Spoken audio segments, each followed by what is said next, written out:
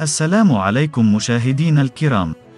تمكنت عناصر الشرطة بالمفوضية الجهوية للأمن بآية ملول الثلاثاء من توقيف مواطن تركي يبلغ من العمر 44 سنة يشكل موضوع أمر دولي بإلقاء القبض صادر عن السلطات القضائية البلجيكية من أجل تنفيذ عقوبة سالبة للحرية.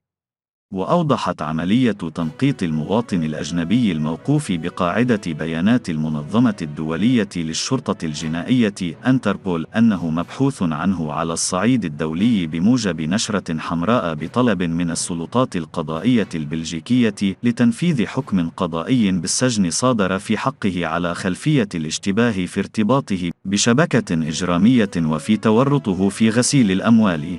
وقد جرى الاحتفاظ بالمشتبه فيه تحت الحراسة النظرية في انتظار إحالته على النيابة العامة المختصة قصد إخضاعه للإجراءات التي تقتضيها مسطرة التسليم طبقا للتشريع الوطني والاتفاقيات الدولية ذات الصلة.